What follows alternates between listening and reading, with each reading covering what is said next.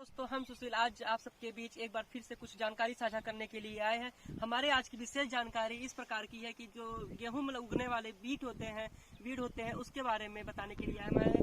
गेहूं का प्रमुख है खरपतवारिया होता है, वो है जो जिसको हम फ्लैरिस माइनर या गेहूं का मामा या गुल्ली डंडा के नाम से जानते हैं। तो आइए सबसे पहले हम इसको दिखाते हैं कि कैसे पहचान कर सकते हैं, कि इसको कैसे आइडेंटिफाई कर सकते हैं। आइए हम आपको दिखाते हैं।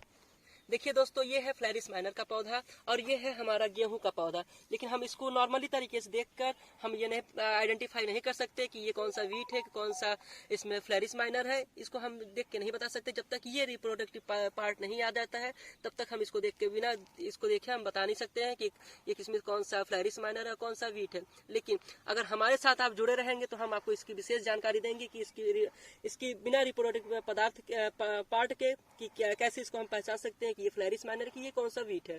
तो आइए सबसे पहले हम इसकी नॉर्मल की भाषा में बता देते हैं कि जो हमारा वीट होता है वो कंप्लीट जो भी होता है पूरा ग्रीन कलर में लेकर होता है और ये जो होता है थोड़ा येलोइंग रंग में होता है।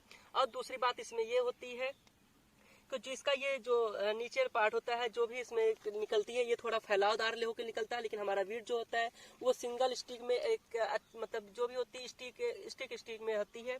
और दूसरी बात जो इसका स्टेम होता है ये जो तना होता है ये थोड़ा पिंकीज टाइप में होता है। आप सब लोग देख सकते हैं, ये देखिए यहाँ पिंकीज है, यहाँ पे पिंकीज है, ऐसे पिंकीज टाइप में होते हैं। लेकिन जो हमारा वीट होता है वो फुली ग्रीन होता है, कहीं भी पिंकीज या फिर कोई भी अदर कलर इसमें नहीं पाया जा सकता है। और दूसरी बात जो इसमें होती है ये जो हमारा ये लेग्यूम होते हैं ये 3 लेयर में होते हैं। जैसे कि हम आपको लेयर भी दिखा सकते हैं। देखिए ये 1 लेयर है, ऐसे ही बना के इसे 3 लेयर तक बन सकते हैं। ये अपना जो होते हैं इसे ये 3 लेयर में होते हैं। लेकिन हमारा जो वीट होता है वो सिर्फ 1 लेयर में होता है। तो देखिए ये हमारा जो गेहूं का प्लॉट है, इसमें पूरा गेहूं ही बुआई किया गया। लेकिन हम लोग ऐसे ही देख के इसको बता नहीं सकते हैं।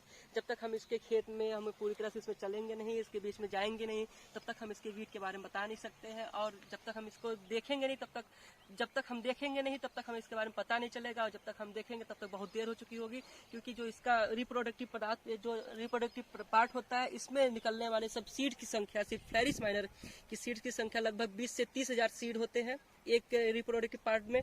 बाकी ऐसे ही अगर हमारे खेत में लगभग 20 से 25 आ जाते हैं, ये खरपतवार आ जाते हैं, तो लगभग हमारी उपज में जो होता है 15 से 20% तक की गिरावट हो जाती है। और हमारा जो जीन्स होते हैं वो जीन्स में परिवर्तन आ जाते हैं। हमने इसको आइडेंटिफाई कर दिया है पूरी तरह से कि आपको इसको कैसे पहचान सकते हैं। तो अब हम इसको कंट्रोल करने के बारे में बताते हैं। इसका कंट्रोल करने के लिए सिर्फ 2 तरीकों को अपनाते हैं हम।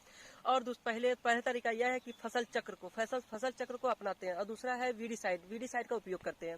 फसल चक्र मतलब ये होता है कि हमें लगातार गेहूं की बुआई करने नहीं चाहिए रबी सीजन में, कि 1 से 2 साल रबी की बुआई कर लेते हैं, तीसरे साल में उसको गैप करके हमें कुछ और क्रॉप को बुआई कर देना चाहिए।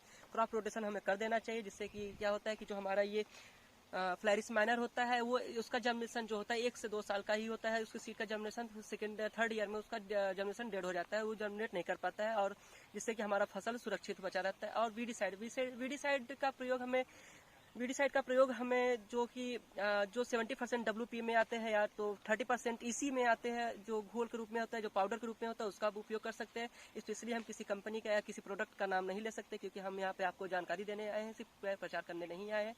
तो हम बस इतना ही कहते हैं कि आप अपने जो भी आपके सहयोगी दुकानदार या शॉपकीपर होते हैं आप उनसे संपर्क करें। वीडीसाइड का उपयोग तब करना चाहिए जब हमारा वीट गेहूँ जो होता है जर्मिनेट हो जाए, लगभग 15 से 20 दिन का हो जाए, तब हमें वीडीसाइड का उपयोग कर देना चाहिए। क्योंकि जर्मिनेट होने के बाद बहुत से ऐसे वीडीसाइड्स होते हैं जो कि जर्मिनेट होने पर हमारे फ्लैरिस माइनर पर कभी इफेक्ट नहीं कर सकते हैं, वो वेस्ट हो जाता है, कभी दवाएं काम नहीं करती है इस पर। इसलिए इसको जब जर्मिनेट हो जाए या जर्मिनेट होने से पहले ही हमें वीडीसाइड का उपयोग कर लेना चाहिए।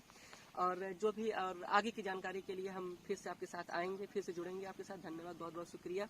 और हमारे पिछली वीडियो में जो भी त्रुटि हुई, जो भी गलतियां हुई, आपने उसको बताया, और तहे दिल से शुक्रिया अदा करता हूं कि जिन्होंने हमारी गलतियों को बताया और सुधार करने का सलाह दिया। बहुत बहुत शुक्रिया। हम कोशिश की है पूरी तरह से सुधार करने के लिए, लेकिन क्या करें, एग्रीकल्चर है ये, एग्रीकल्चर में हिंदी इंग्लिश को मिक्स करना पड़ता है, क्योंकि कुछ भाषाएं कुछ वर्ड ऐसे हो जाते हैं जो कि हिंदी में नहीं समझ में आकर सिर्फ इंग्लिश में ही समझ में आता है। लेकिन फिर भी हम कोशिश किए हैं कि और आसान तरीका करने के लिए। बहुत बहुत शुक्रिया आपका, धन्यवाद।